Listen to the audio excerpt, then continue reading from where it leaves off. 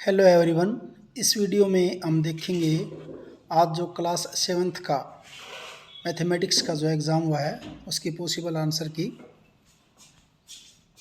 First में पूर्ण संख्याओं के योग के लिए योज्य तत्समक क्या है, शून्य है। सेकंड का आएगा कै फर्स्ट। थर्ड में क्या पूछा, औसत पूछा, तीनों को जोड़ के 3 से डिवाइड कर दिया, 5.2 आ जाएगा। फोर्थ में माध्यक बताना है। माध्यक बताने के लिए क्या करते हैं, या तो आरोही क्रम में या अवरोही क्रम में आंकड़ों को सेट करके उनमें से बीच वाला जो आंकड़ा होता है, यहाँ पे 35 है तो 35 इसका आंसर हो जाएगा। पांचवें में समीकरण बनाना है तो क्या कर देंगे, 2x + 5 = 4 के इक्वल हो जाएगा। छठा क्वेश्चन, ये लाइन किस प्रकार की है, आपकी प्रतिच्छेदी रेखाएं, इंटरसेक्टिंग लाइंस। यदि त्रिभुज का बाह्य कोण समकोण है तो अंत सम्मुख कोण क्या होंगे, न्यून कोण होंगे। क्योंकि अगर बाह्य कोण 90 का है तो अंत सम्मुख कोणों का योग 90 होगा। 90 होगा तो दोनों क्या होंगे, 90 से कम होंगे, यानी कि न्यून कोण होंगे। समकोण त्रिभुज में एक कोण कितने अंश का होता है, 90 डिग्री का होना चाहिए कम से कम।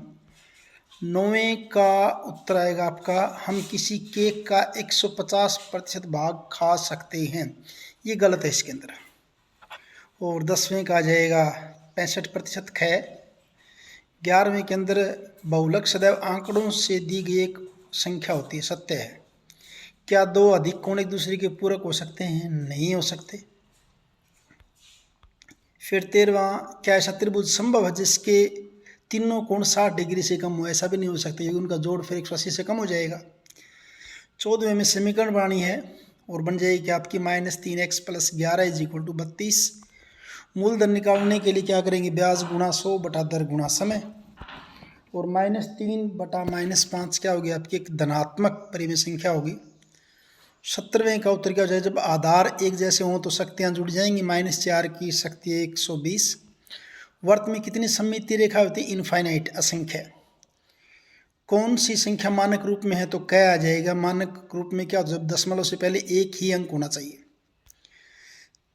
शून्य धनात्मक परिमेय संख्या है, ऋणात्मक, या फिर कहीं शून्य ना तो धनात्मक और ना ही ऋणात्मक, एक पूर्णांक है भी। फिर इसके अंदर आपने क्या करना है, सममिति रेखा खींचनी थी जो खींच के दिखा रखी है। कै में एक सममिति रेखा और ख में 2 है। 22वां प्रश्न जो इसमें दे रखा है कि इनमें से सबसे छोटी संख्या कौन सी आएगी, -5⁷। क्योंकि -5⁶ और -5⁸ जो है तो क्या हो जाएंगी, धनात्मक हो जाएंगी, प्लस में आ जाएंगी।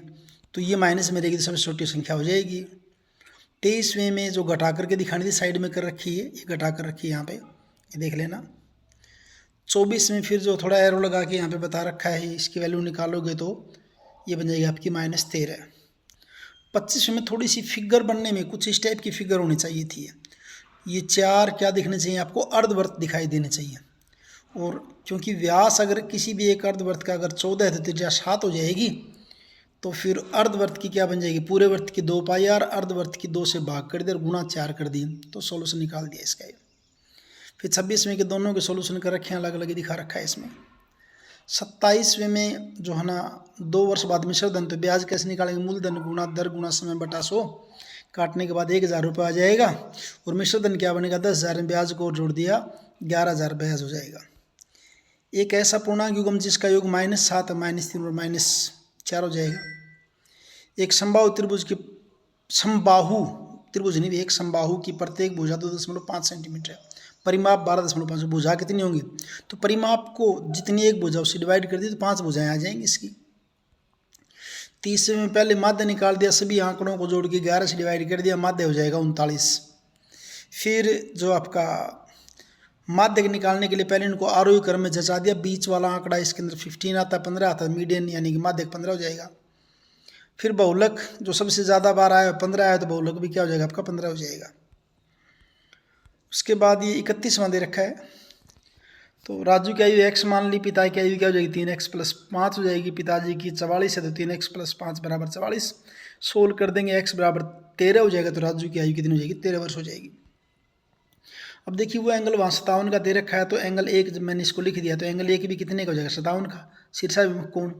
और एंगल 1 + 123 का जोड़ कितना होगा, 180। क्यों, समांतर रेखाओं के बीच में तिर्यक रेखा और तिर्यक रेखा के एक ओर के अंतः कोणों का योग 180 डिग्री होता है।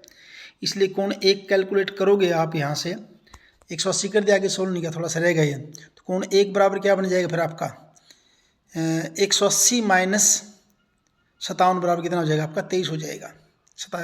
आपका आंसर क्या हो जाएगा, ये आंसर आपका आ जाएगा 123। तो आपके बराबर हो जाएंगे कौन से हुए, देखिए एल और एम क्या हो जाएंगे आपके समांतर हो जाएंगी। क्यों हो जाएंगी, क्योंकि 1 का और 123 का जोड़ कितना होगा 180 होगा, ये देखा समांतर हो जाएंगे। फिर 33वें में जो है ना BC पूछा है, जो C पर समकोण है, तो पाइथागोरस का फार्मूला लगा के इसको सोल्व करके दिखा दे, 24 आ जाएगा ये। 34वां कितना धन प्राप्त हुआ, यानी कि SP विक्रय मूल्य। विक्रय मूल्य का फार्मूला क्या होता है, क्रय मूल्य गुणा 100 प्लस लाभ बटा 100। तो 100 प्लस लाभ यानी कि 100 प्लस 20 120 बटा 100 करेंगे, सोल्व कर देंगे, आंसर आ जाएगा 12,000 रुपये। समांतर चतुर्भुज का क्षेत्रफल 24 सेंटीमीटर स्क्वायर, आधार 4 सेंटीमीटर, भुजा ऊंचाई ज्ञात कीजिए। तो फार्मूला क्या होता है, आधार गुणा ऊंचाई बराबर क्षेत्रफल। तो आधार की जगह 4, ऊंचाई क्या जाएगी आपकी 24 बटा 4 करना था, गलत लिखा गया यहाँ पे भैया, क्योंकि आपकी क्या दे रखी ऊंचाई बेस 4 दे रखा था ना, तो 24 बटा 4 6 आएगा आंसर, ये ध्यान नहीं रहा। एक वर्त की परिधि 31.4, वर्त की त्रिज्या और क्षेत्रफल ज्ञात कीजिए। यहाँ सोल्व नहीं किया, वैसे आप सीधा सोल्व कर लेंगे। वर्त की परिधि का फार्मूला 2πr बराबर 31.4, 2π की जगह 3.14 रख देंगे, r की वैल्यू आएगी। फिर क्षेत्रफल निकालने के लिए फार्मूला कौन सा लगा लेंगे, πr²। ये हरबंस पजल कुछ सोल्व नहीं हो पाई भी, इसके अंदर डॉट जो है बड़े अच्छे से दिख नहीं पाए, समझ नहीं पाए। किसी नेक्स्ट वीडियो में इसको सोल्व करके डाल के आपको बताया जाएगा। उसके बाद इसके अथवा में ये करना था, आप इसको बड़े इजीली कर सकते थे।